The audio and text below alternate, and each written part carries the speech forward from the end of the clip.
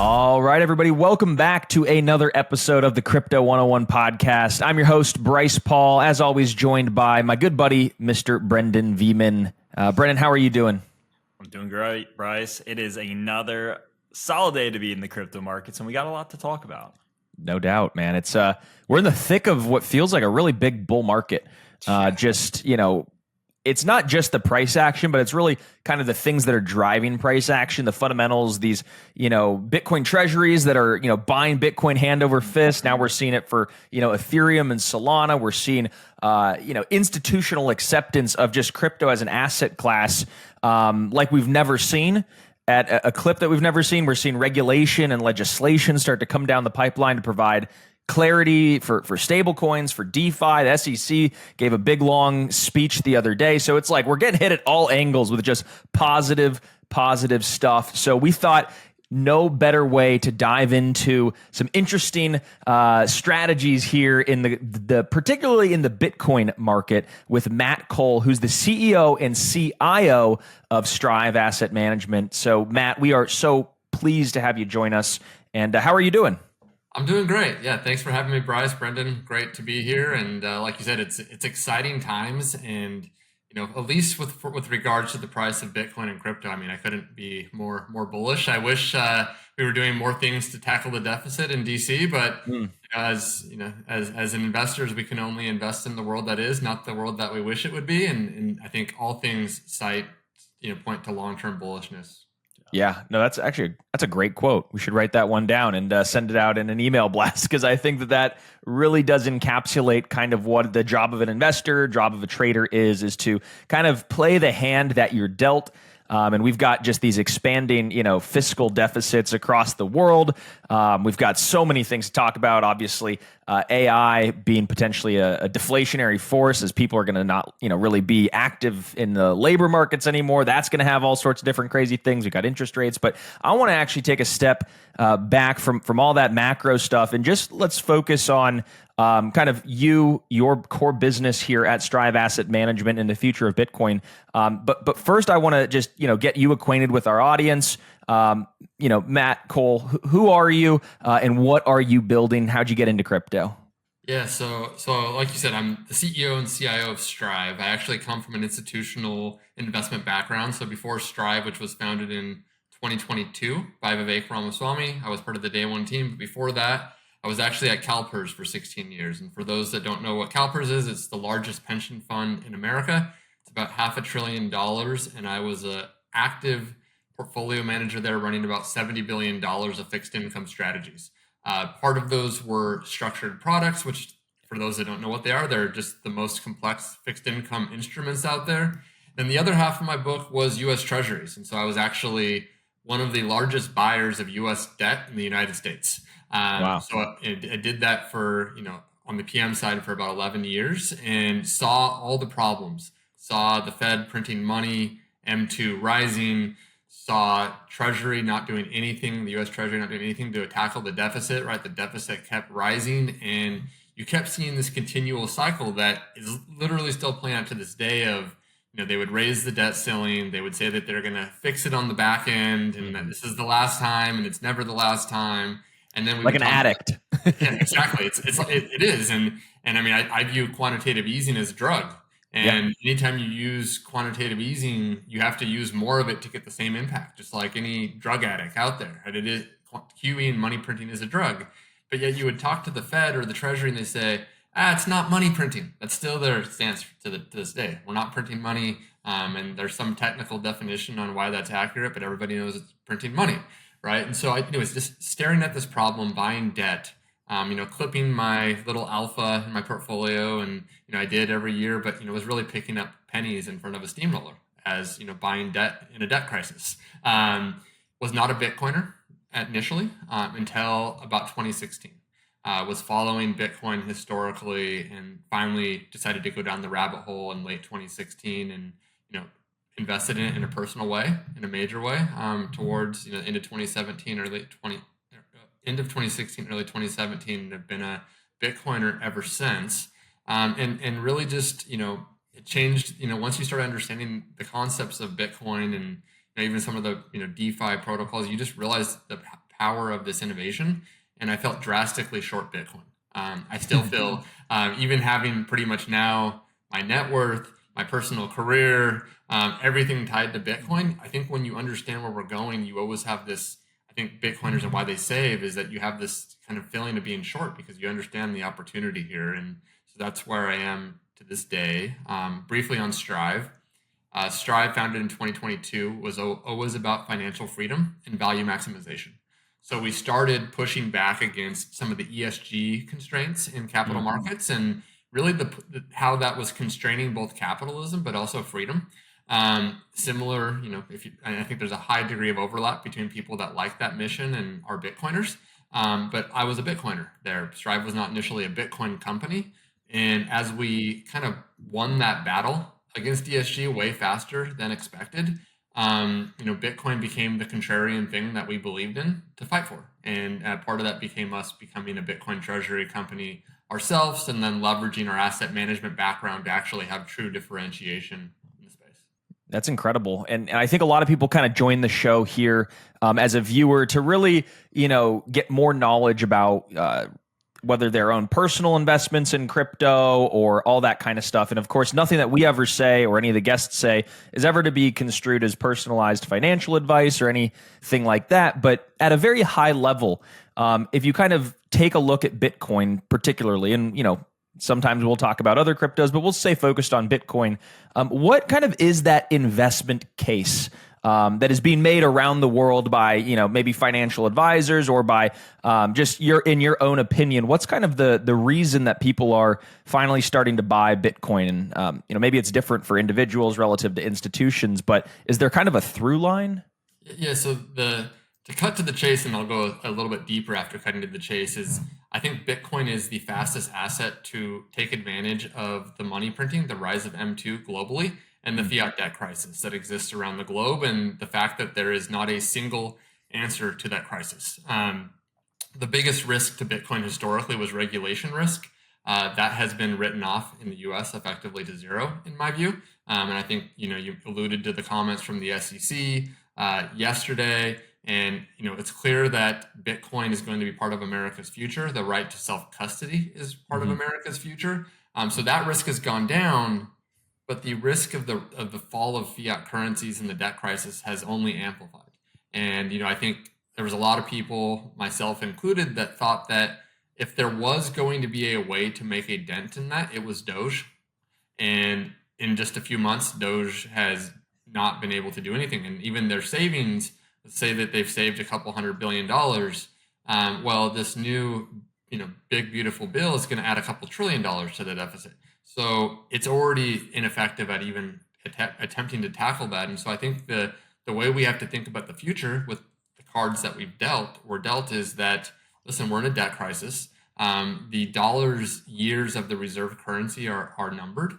I'm not smart enough to predict exactly when that happens, but what's happening for sure is that the reserve currency strength is weakening, and it's weakening over time. DXY has been in a downward trend for several decades, and I think it still has downward pressure to go. And I think part of that is the decrease in the dollar as the reserve currency around the globe. But this is a global fiat debt crisis. So you're kind of comparing the dollar versus other fiat currencies that are also printing money, and so that kind of confuses things a bit. But even when you zoom out from that, it's just as simple as M2 is rising and Bitcoin benefits when M2 rises.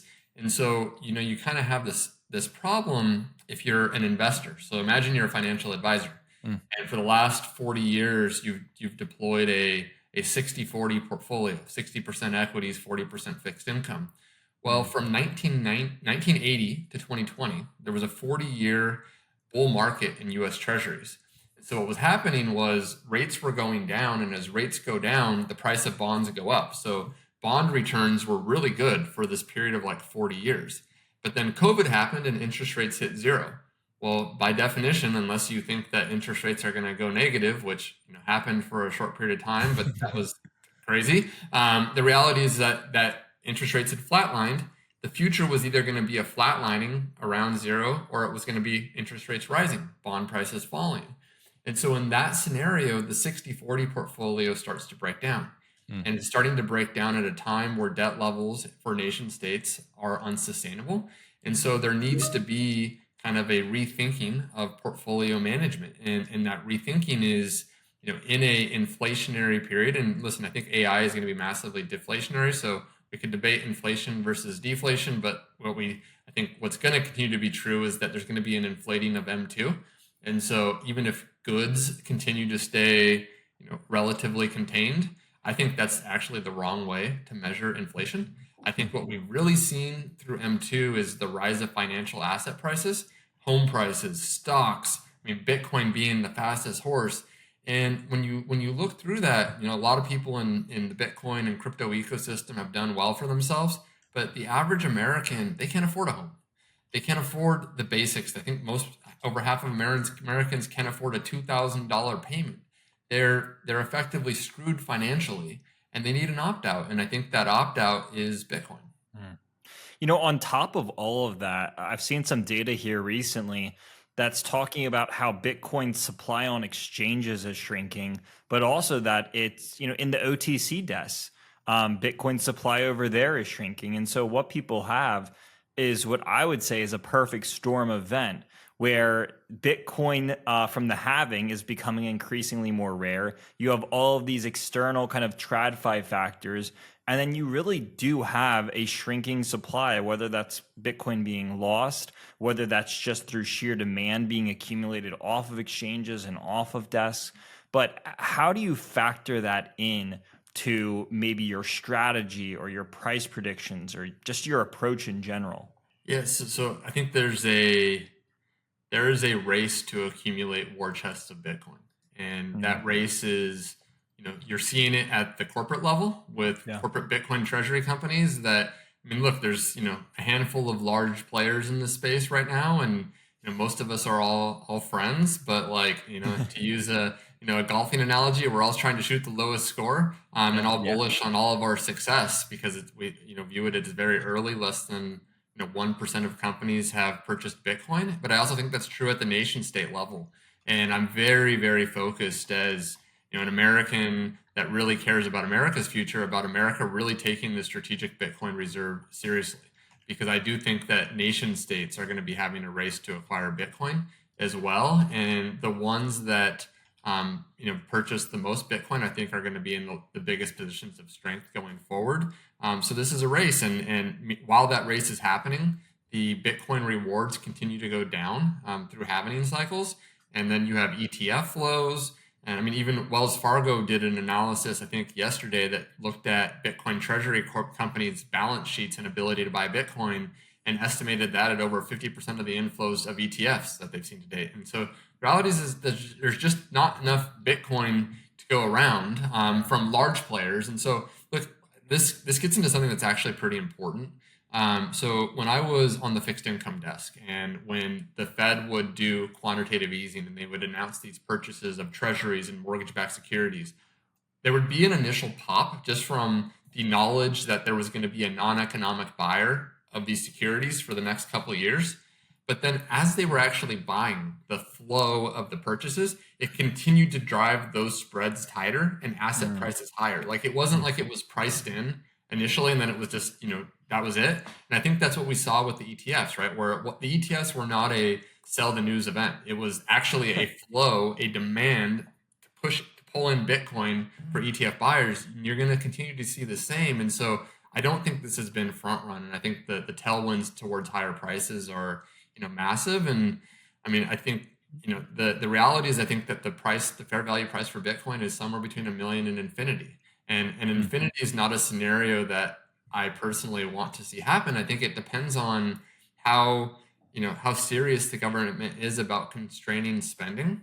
And anything, over the last couple of weeks has not made me bullish on their ability to do that. So I think, the sky is the limit on Bitcoin, but I'm actually advocating for policies that would actually constrain Bitcoin's price, because I think that would be better for America and the world. Interesting. You mentioned that there is a bit of a war, or maybe a race is a better way to put it. Because, like you said, we all like each other in the crypto space, at least for now. Maybe that'll change once Bitcoin gets a little bit harder to accumulate. But, you put forth this unique idea of there's a lot of different people in the race. So, who do you think has the best chance of winning the accumulation war? Is it a nation? Is it a company? Is it a trust like the ETFs? Yeah. So I don't view the ETFs as actually in the race in the sense of they're just providing a wrapper for people to buy Bitcoin themselves. So like BlackRock does not own the Bitcoin. Just like how in our ETFs, Strive does not own the equities that our clients purchase through our ETFs. Our clients own that, and the BlackRock clients own the ETFs. But for companies, it's different, right? And so you look at what strategy has been able to do. I don't think anyone's going to be able to beat them in the aggregate amount of Bitcoin. They just have such a head start. I think you'll see a handful of players. I think Strive's one of them, 21, Nakamoto, Metaplanet, that are going to be able to accumulate large war chests of Bitcoin. And I think for investors, the question becomes really more of like, what is the differentiator and the ability for me to outperform Bitcoin in investing in one of these other companies versus strategy? I think the wrong question is that any of these companies will likely ever have more Bitcoin than strategy itself. But you could see kind of similar to how in corporate America, there's value companies and there's growth companies. And if you want the highest returns, you typically do better to buy the smaller growth companies than the value companies. Strategy's got a war chest. I mean, I think what they've done is absolutely amazing. Big fans of all the innovation that they continue to do. But I think that, when you zoom out, less than 1% of public companies own Bitcoin. And I think the number should be 100%, but I think that's going to be a long time before you get to that point. And in the meantime, early adopters are going to benefit in a major way. Yeah, no, those are some great names that you rattled off there between Nakamoto, MicroStrategy, Metaplanet, and these companies are all kind of doing a similar sort of liability management in a sense, where they're issuing preferred shares or convertible bonds and that kind of thing, whereas Strive is an asset management company, not really a liability management company. And maybe that's not the right dichotomy there. But tell us how Strive is just markedly different than any of these other sort of maybe household names in the Bitcoin community, like MicroStrategy and Metaplanet. Yeah. So the way you need to think about Strive is it's not that strategy and Metaplanet are doing balance sheet management, beta strategies, and Strive's only doing alpha strategies. Strive's going to do both. So we are going to leverage what has been done on the beta side by players like Strategy, Metaplanet, all those competitors out there. But then we also have capabilities to generate alpha. So when I was at CalPERS, my job was generate alpha over a benchmark, and like any benchmark. So Bitcoin, we call Bitcoin the hurdle rate, and I believe that is the hurdle rate for capital deployment, and that's how we're going to run our company. When I was a portfolio manager, my hurdle rate there when I was doing fixed income was the Bloomberg AG, the fixed income benchmark. Equity portfolio managers might have a hurdle rate of the S&P 500. In any of these hurdle rates, the future return is unknown. No one knows what the future return in a year from now will be of the S&P 500, the Bloomberg AG, or Bitcoin. Right? We're like all Bitcoin bulls, so we think Bitcoin's going higher. But is it going to be up 25%, 50%, 100%, 200%? Who knows over the next year? No one knows, right? Right. But how we think about generating alpha is, how do we outperform Bitcoin into this unknown future, right? That is the job of an active portfolio manager trying to generate alpha. And so we laid out a handful of strategies that we're going to start with, but we can go in as deep in them as you want, but generally, acquiring biotech companies, leveraging, Vivek's background, our CFO's background from Roivant, and kind of our deep connections in the biotech industry to buy some of these companies where they're actually they're publicly traded at a market cap below their net cash position after all their liabilities. So you can effectively do the work. It's just like do the work and roll up your sleeves, use your connections to acquire a dollar for 90 cents on the dollar. So that's one strategy. That strategy will likely be around for a couple of years. Another strategy is buying Bitcoin claims. So we did a partnership there to have massive access to deal flow of like claims like the Mt. Gox claims, where there's still billions and billions of dollars of claims out there to, again, buy Bitcoin at a discount. The trade-off there is that you're actually tying up your capital. You're buying a less liquid instrument. So you buy Bitcoin at a 20 to 30% discount, but you don't get your Bitcoin for a couple of years. But that still is alpha, and this is actually a strategy. So forget the claim side, but just like, what is this? What it is it's actually saying, hey, a Bitcoin treasury company like Strive, we have permanent capital. We're not an ETF where someone can just sell the shares. We have assets, we have money that we will have forever. And because we can do that, we have money forever, we can actually say, give us the Bitcoin in 2 years for a 20 to 30% discount. We'll take that all day, because then we can buy discounted Bitcoin and leverage the fact that we have permanent capital. So we'll do that with a percentage of our portfolio. We talked about some things with structured Bitcoin, leveraging my structured products background to actually generate some alpha on taking some of the bottom tranches there. But this is kind of one of the things about alpha. When I was at PERS, what we used 1 year to the next to generate alpha changed. No alpha strategy typically persists infinitely into the future. What you really need to find is and build a team of people that can source and execute on alpha strategies year after year after year after year. And when you look at traditional hedge funds, that's what they do. And so you could think about within our operating company, using a portion of the balance sheet to deploy alpha strategies and building the right team where, in 5 years from now, if I'm on this show and I'm talking about the alpha strategies, you better expect that I'm going to be saying different alpha strategies than I did right now. That's awesome. And I know many people are, probably foaming at the mouth. They're like, how do I get exposure to that? Because somebody at home's thinking, I can't manage all these, hedge fund kind of algorithms myself. I don't want to go do all the day trading. I just, want to buy shares in, someone, that's really smart and that's, doing this stuff.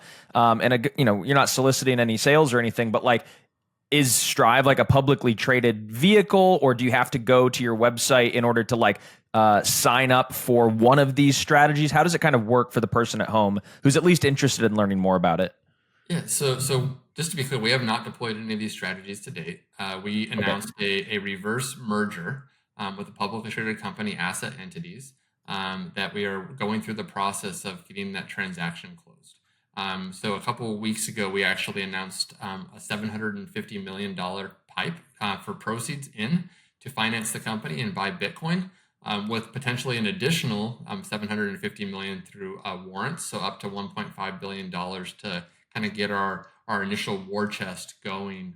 That's contingent on the close of the transaction, right? And so as we look towards the future, we're looking to do everything we can to close this transaction, buy the Bitcoin, deploy the alpha strategies, and continue to accumulate a larger and larger war chest, both through deploying the alpha strategies, but also through the beta side, right? Additional equity issuances, fixed income issuances, when we think they're attractive. And so just, importantly, we did not do a convertible note as part of our initial transaction.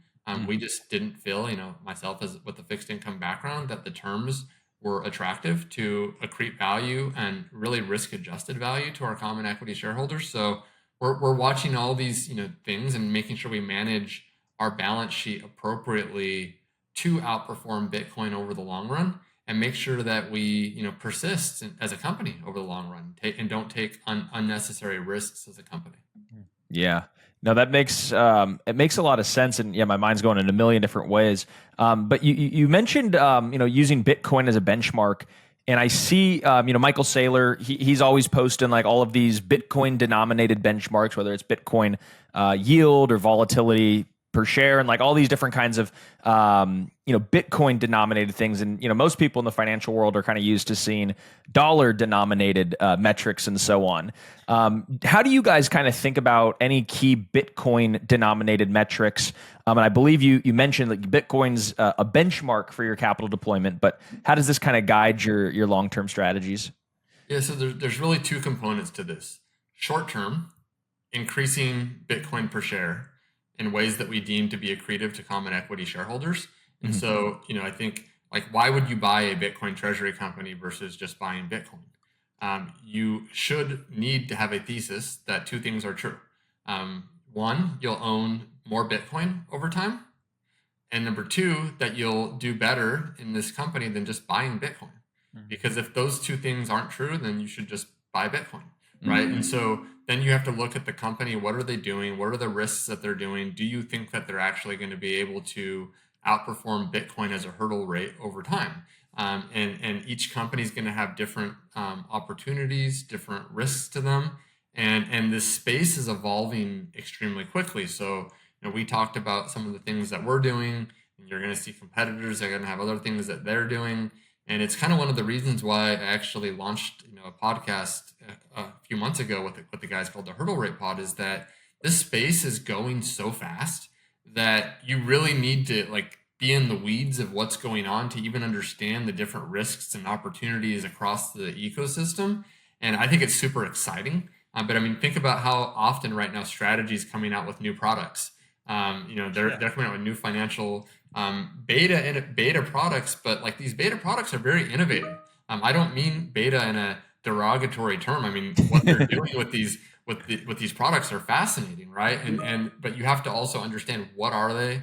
How should they be priced? Are they interesting to actually buy as an asset? And I think some of them are actually interesting, and kind of some of them can bring potentially interest back to fixed income as an income instrument, relative to what I think is uninteresting and going on in traditional fixed income markets right now. But then also what it does for companies like Strategy on the equity side. How do you kind of think, Wall Street's thinking about these sort of Bitcoin treasury companies?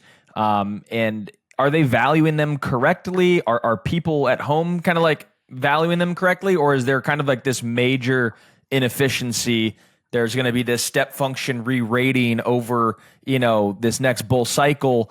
How are you kind of thinking about this? I think that Wall Street's struggling on how to value them, and I'll use the simple analogy of Strategy itself, the biggest player in the space, right? And I have Bloomberg. So before Strategy's earnings call, I went in there and I looked at what are the analysts predicting for the returns of Strategy before they reported. And not one of them had modeled in the impact of Bitcoin, which is actually going to hit the balance sheet and hit the return line. And so you looked at it and you're just okay, no one even is even forecasting this. But it's not even a forecast, because if you're actually deep in the weeds, you actually kind of know what that number will be. It's actually one of the easiest numbers to predict, because you know what the price of Bitcoin has been and their holdings have been. And so you really kind of know, but yet no one had been factoring that into their analysis yet. And so I think the average Wall Street analyst, the average institutional investment analyst is not doing that. And then you look at what they're doing on the preferred equity side, on the convertible note side, and the average investor just has no ability, institutional investor has no ability to keep up with the pace of these. And just giving you a sense, for most corporate fixed income analysts and bonds, they're looking at individual companies about once a quarter.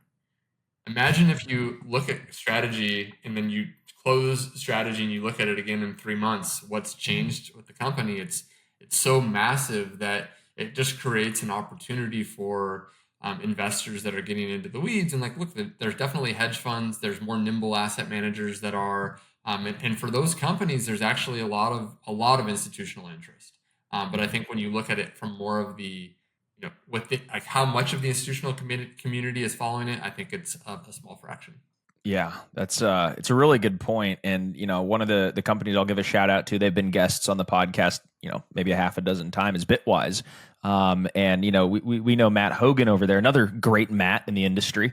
And they've got a gentleman named Jeff Park who's been doing some incredible alpha generating strategies through Bitwise. And so it seems like there's just a lot of really cool, novel, different products that are being launched. A lot of really cool, asset managers that are out there that are cutting edge, that are spending all their time on this, just like you are at Strive.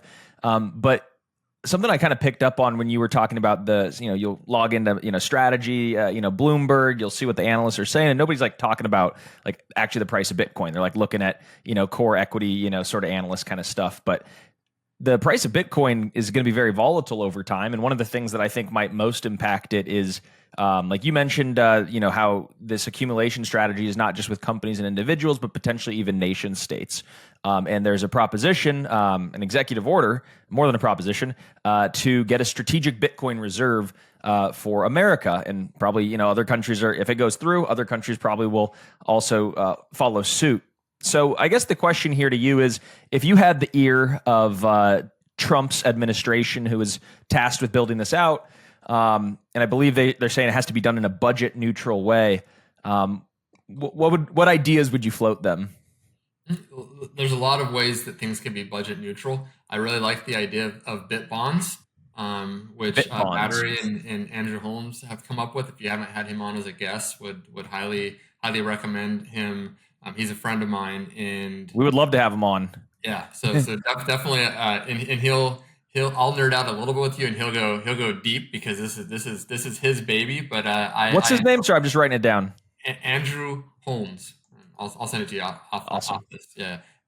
But anyways, the concept is that if you within a U.S. debt instrument, a Treasury instrument, put a little bit of Bitcoin, where the U.S. government and the investor of the debt share in the future upside of Bitcoin, you can actually bring in new buyer bases for U.S. Treasuries, and then also reduce the cost of debt. And so he has a whole modeling for how this could be done, but it's actually not just budget neutral, but budget accretive, because it could bring down the cost of debt. And so, anyways, it's a pretty fascinating innovation. I know that the government's looking into this pretty actively as we speak, but I love that as one way. And then there's a lot of waste, fraud, and abuse. I mean, if Elon and Doge, even though we talked about earlier how they didn't succeed in the way I would have liked them to and get trillions of dollars, but hey, if they cut 200 billion, it's 200 billion that should be able to use to buy Bitcoin. If tariffs are coming in, tariff income could be used to buy Bitcoin. And so what I would tell the administration, what I have been telling them when I can talk to them is look, like, I would love for the dollar to be the reserve currency forever. I would love for it to be. I think that would be the ideal scenario for America. But look yourself in the mirror and just understand that you're not doing anything to actually fix the deficit. And if you're not able to do that because you can't get something through Congress, and look, I think it actually is really hard for people to actually pass a bill that reduces the deficit. I don't think it's possible. I wish it was, but I don't think in DC it was possible. So say, hey, if I'm in their shoes, I would one version of the world is, you say, well, this is the best we could do. It's a great bill, and then on the back end, we're going to take the deficit seriously. The other is just be honest with yourself and say, hey, like, we don't have the votes to reduce the deficit. I wish we did, but because we don't, we need to take the strategic Bitcoin reserve more seriously. Because if the dollar loses its reserve currency status, and we don't have actually a plan B and a meaningful plan B on our balance sheet, that could substantially reduce the power of America into the future. And we need to actually think about putting America first, not the dollar first. And so I do think that, and a lot of people would talk about how adding Bitcoin to the strategic reserve will be bullish for the dollar over the long run. There's some truth to that. And the truth I would say to that is that in a race versus other fiat currencies, if one government's backed their currency by Bitcoin and the others don't, that should strengthen currency A versus currencies B, C, and D. The other is that I think Bitcoin is directly competitive with the dollar. And you mentioned Bitwise and Jeff Park, and one of the things that Jeff Park laid out that I think is really an elegant way to think about Bitcoin versus the dollar is that the dollar has had price stability, even though it decreases in purchasing power over time, because it doesn't have quantity certainty. The quantity of the dollars fluctuates up and down in a major way, right? And that's how, but it's up, right? It fluctuates up. They print more dollars to provide price stability of dollars, and then they do whatever they do with it. With Bitcoin, you have quantity certainty, but you have price uncertainty. It's like the exact opposite. But mathematically that makes sense. If one you're controlling the supply to keep prices stable, and the other you're doing the opposite, it makes sense that it should be volatile by design, but through its volatility, it goes up in purchasing power because it's actually deflationary. And this is just like economics 101, but one of the things they teach in economics 101 is that when you have a deflationary asset, it encourages savings, right? Because you know that this thing, or you believe this thing's going to be worth more in the future than it is today, so you should save in it. And I think that's one of the dirty secrets of the Bitcoin ecosystem is people think it's just a bunch of people running around in Lambos. It actually is a savings community Yeah. that's looking to get rich over the long run by saving in Bitcoin. And that's where you get all this innovation of like Bitcoin is the hurdle rate, denominated in Bitcoin, Bitcoin yield, all these different things, because Bitcoiners, they think about the amount of Bitcoin that they have, and they want to increase the amount of Bitcoin that they have. And so all these things natively make sense to them. And for the outsiders, it just kind of like feels like wonky math. So do you think that the countries that acquire a sizable Bitcoin treasury or a sizable Bitcoin reserve will also have a stronger fiat currency? Like, kind of the way that I look at it is, let's say that countries around the world, they kind of increase their Bitcoin purchasing, they increase their Bitcoin acquisition, and they're saying, hey, we're backing our currency with Bitcoin in the same way that people do it with treasuries and all these other things and metals. Like, could you see that being reflected into treasury strength because they have a sizable amount of Bitcoin? Yeah, I think it's definitely multifactorial. So on that statement alone, yes, the U.S. is in a more difficult situation than other currencies in this from the perspective that we are the reserve currency, right? And so there's a premium. Like if you think about this in MNAV terms for a Bitcoin treasury company, the U.S. trades at the highest MNAV because it's the reserve currency. Um, if the U.S. is substantially backing their currency with Bitcoin, does that cheapen the reserve currency status of the U.S. because Bitcoin becomes the reserve currency? And then you have the dollars backed by Bitcoin, so we're still a very strong currency, but does the world need the dollar as the reserve currency? I think those are some of the questions that are actually harder to answer. Like if you were, as an example, Japan or India or China, and you backed your currency with Bitcoin, I think it's unequivocally a positive for strengthening your currency. For the U.S., it may be a negative, but the cold hard truth is that if you believe the dollar's days of the reserve currency are numbered anyways, then the best time to act is when you're still strong, not when you're weak. And so I think that's true, and I think we need to act now. But I think the result will be probably a weakening of the U.S.'s dollar as the reserve currency.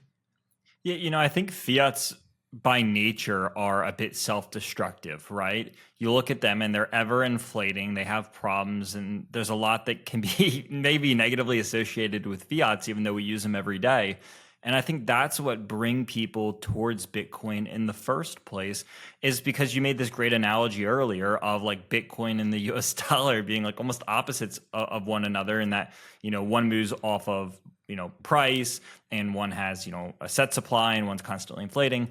But I think that's what attracts so many people to Bitcoin, is because they look at this and they say, well, hey, there are other alternatives. Maybe it's not the world reserve currency right now and this and that, but man, it sure helps solve the problem and answer questions that we don't have answers to, at least not with a lot of the fiats. Yeah. Matt, I want to get your thoughts on just kind of this ethos around people using Bitcoin as a savings vehicle, and they kind of have historically self-custodied, right? And now we're kind of turning Bitcoin into like public equity in a sense with these public treasury companies. How do you feel like that kind of affects kind of the core value propositions or kind of the ethos of Bitcoin and crypto? Yeah, so I'm definitely a freedom maxi. I think Freedom that, maxi. and that was why I got into Bitcoin majorly in the first place. It's why I joined Strive after COVID and seeing a lot of what was happening around the world and around the U.S. But I think on a relative basis, the U.S. is relatively free versus many countries. And so I think the question of how much do you value self custody versus owning something in an ETF wrapper, which like the ETF wrapper is the most direct comparison to self custody, right? And then a Bitcoin treasury company should be by definition levered Bitcoin, right? Where you're trying to actually outperform Bitcoin. And so you're doing a trade-off to, potentially have better total return.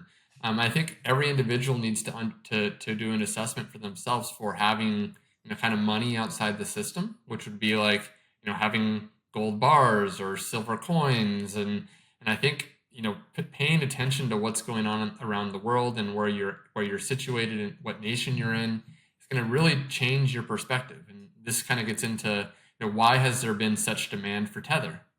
The demand Right. for Tether is outside of the U.S., right? And the demand for stable coins really is outside of the U.S. Like, unless you want to have a stable coin to, do some, trading on DeFi or something like that, and that, which I'm guessing that you guys talk about probably a good amount. But like, there's not demand in the U.S., I don't think, in a major way for stable coins to be outside the system. I think it's more for trading within the crypto ecosystem. But if you're in China, as an example, there's Chinese billionaires that want money outside of China. They want the ability, and they don't want the volatility of Bitcoin. And so something like a Tether denominated stablecoin, massively appealing to them, right? And then when it comes to Bitcoin and kind of the reemergence of like a true savings vehicle, to me it's this simple. It's that even if you bought U.S. Treasuries, the interest rate is not growing at the rate of M2. So you're losing purchasing power and financial assets, even if you're in U.S. Treasuries. And so if you're in dollars, and the reason you're in dollars is not because you're trying to get outside of a dictatorship regime that might take your money, well, then what you really want is you want something that's going to retain value over time. Mm-hmm. And that's something that will retain value over time is Bitcoin, and it benefits while treasuries decrease in purchasing power. Yeah, I love that kind of illustration for us, because people think, oh yeah, like I've never used a stable coin here in the States. They might think, but in reality, a lot of these stable coins aren't really for like Americans. They're for all these other countries. Like I saw, I think Paolo from Tether posted something about how there's actual shops like in Colombia that are denominated in Tether. So it's like it's like an actual medium of exchange, because people don't want to hold the Colombian peso or the Argentine peso or whatever. They'd rather hold something that's denominated in, like you said, the dollar. And so it's like, it's kind of, a way to export, more dollars all throughout the world, make them much more liquid and all that kind of stuff, but extend the reach of the dollar. And I think that's kind of why Treasury Secretary Scott Bessent was talking about potentially right now the stablecoin market cap's around $300 billion. But he really wants it to grow. He said he could see it being $2 trillion as some of this legislation is passed. And that $2 trillion, what would they be buying, right? These stablecoin companies would be buying, T-bills and, government debt and all that kind of stuff. And so it would kind of potentially help us get a little bit out of some of the debt woes that America's facing. So it's very interesting what's going on. But I want to talk about, kind of the risks maybe associated with your general Bitcoin treasury strategy. And I know that like every company has their own degree of risk and set of risks that might be different from one another. But is there like a general sort of risk that you think of when it comes to Bitcoin treasury strategies? Yeah, I mean, it's definitely going to be bespoke to each company, but as a general statement, most of these companies will deploy some form of leverage. And so you have to understand where the leverage is and how you break it, and if you're comfortable with the leverage. And so you look at strategies. So let's just rewind for a second before they started doing these preferred equity offerings, when they just had convertible notes. And they had convertible notes that, matured over a series of years. So they would ladder their maturities. And you would ask people like that were haters and say, oh, they're so over levered. The next time Bitcoin goes down, if Bitcoin goes down to $20,000, they're done. Well, that's just not correct. That's a bad analysis, because these bonds were not callable. They had fixed maturities at set dates into the future. So what you really needed to do was do a directional analysis of how far does Bitcoin need to go down, which tended to be around 80%. And then it needed to flatline at 80% down for a period of like 5 years. Right. So like if Bitcoin goes to zero tomorrow, strategy's fine. There might be, as long as it rebounds back up, right? Like if we had some COVID crash, like, remember when oil prices went negative for Yeah. a couple days and then it rebounded and it's fine. Like that happens to Bitcoin. Strategy's fine. Now, other Bitcoin treasury companies may or may not be fine. You would have to actually understand, like, do they have callable features to their debt? Like, could they be forced liquidated, right? That we see in traditional crypto markets all the time, right? These liquidation washes. I could say, like, for us, like, we took no debt in our first offering, like I mentioned. Like, so we don't have debt, right? There's not a callability feature, but that may not be the same for every company. So it is bespoke, but you have to really understand the leverage and where the leverage lies. Is there negative convexity in some of these companies? And my best guess is that there will be in some of them as we go. I think that actually should be the case, not because if you think about capitalism and free markets generally, there should be a risk spectrum that Right. in an emerging market that companies do. And this has happened in crypto how many times, right? Where a crash happens and you find out, when the water goes out, who has a swimsuit on and who doesn't, right? Like you can do the analysis beforehand. And I think it's very possible with all the public filings because this isn't, traditional crypto where there was a lot of opaqueness. These are publicly traded companies. They have to file what they're doing. And so I do think that if people get their hands dirty, they can understand which companies have more risk, which ones don't. But it will be in the next bear market, if and when it comes, what is which companies are most exposed and how to break them, and that's why I think it's so important to be in the weeds when investing in these companies. Love it.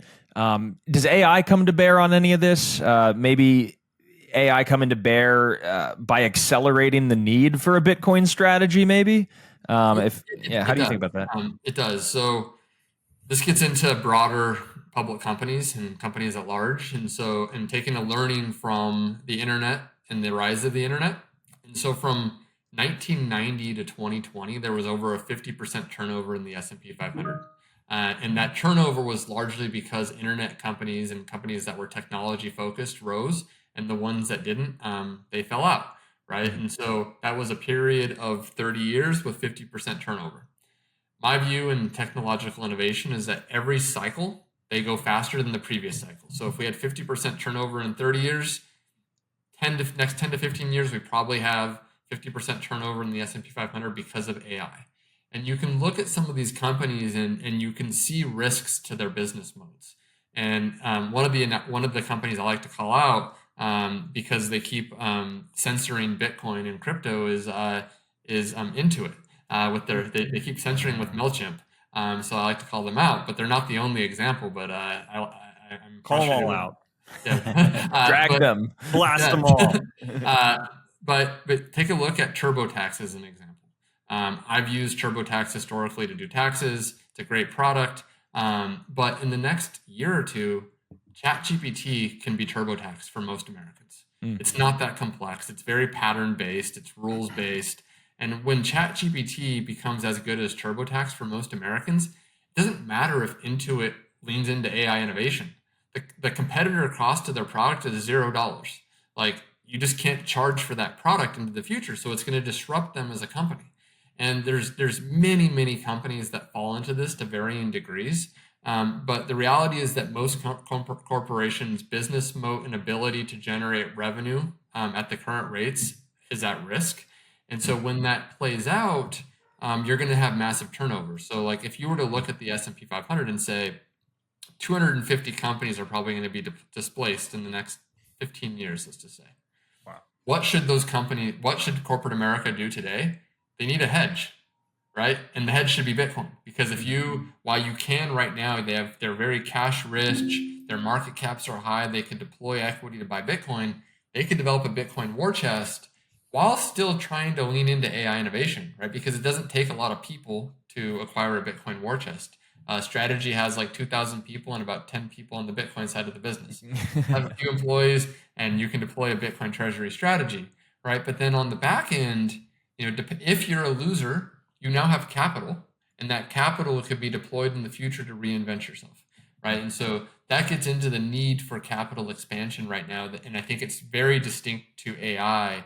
Why?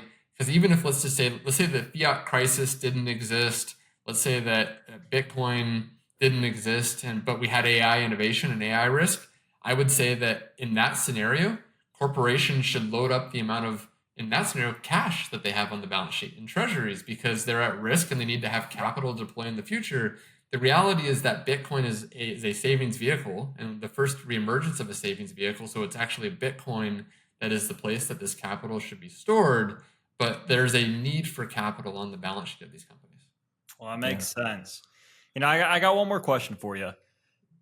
Looking into the future, let's say 5 years from now, what would success look like for Strive? Is that getting more Bitcoin on the balance sheet, or is that something else? Yeah, it's acquiring a Bitcoin war chest. So as large of a position in Bitcoin as we can, while outperforming Bitcoin as a hurdle rate for our investors. And so if we're not doing strategies that, like if we were just using the ATM as an example and just continually diluting, and that was the only thing that we were doing, we'll do that for what it's worth when it's accretive to shareholders. But if that was the only thing we were doing, then we would likely, acquire a Bitcoin war chest. But the Bitcoin per share or the Bitcoin returns for common equity shareholders would likely not be attractive. And so it's kind of a dual mandate here, right? The constraint will be of Bitcoin accumulation will be making sure that we achieve the long run goal of outperforming Bitcoin over the long run. And to be clear on that, like we're not going to be trying to outperform Bitcoin every day. That's not possible, right? I wish it was, but it's over the long run. And this is how hedge funds and portfolio managers operate, right? It's over a cycle. And in Bitcoin, the cycles are generally 4-year cycles, right? Like a 3-5 year period, outperform Bitcoin while accumulating a Bitcoin war chest. And I like that whole idea. I like the saying of we're going to outperform Bitcoin, because a lot of people, they compare themselves or their company and they say our goal is to outperform maybe the S&P. We're going to outperform NASDAQ. We want to outperform gold. But by saying, hey, the goal here is to outperform Bitcoin, especially with Bitcoin, it is a bit more unique. And I think for a lot of people, they kind of have the same idea these days. They say, well, I would hope that I'm outperforming something like the S&P.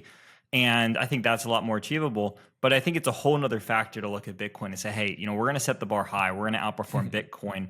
And that is something that is, again, very, very possible. So it's an exciting time. And yeah, thank you. I'll just say, like, if I felt like if we would say the S&P or the S&P plus 3% was our benchmark, to me that would be a grift because it's super easy to beat. Like when you're investing in Bitcoin strategies over time, and I think that there historically has been some of that in the space, and I've always called it out. And to me, it's set the highest hurdle rate for yourself and for your company. And because if you're not actually beating that hurdle rate, then what you're doing is not actually interesting. Yeah. It's crazy cool to hear about and to see people like yourself taking on that challenge, because Bitcoin has been like this best performing asset, kind of the apex predator, and to be able to say, what, we're going to tame this beast, maybe, or domesticate. We're not taming it. We're not taming it. We're capitalizing on it. That's all it is. I'm super excited to see how it plays out. And where can people kind of follow along, Mr. Matt Cole, on your journey, kind of personally, or the company, and maybe some of the potential news announcements that might be coming out this year, next year? Where's the best place that we could put in our show notes? Yeah, so my Twitter is @ColeMacro.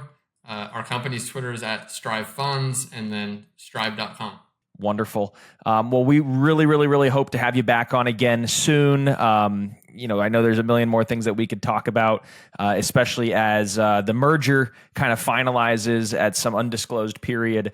We can't wait to get more details on that after it hopefully goes through. But until then, hopefully everybody who's listening to our podcast can go toggle over to the Hurdle Rate podcast as well, and keep in touch with Matt.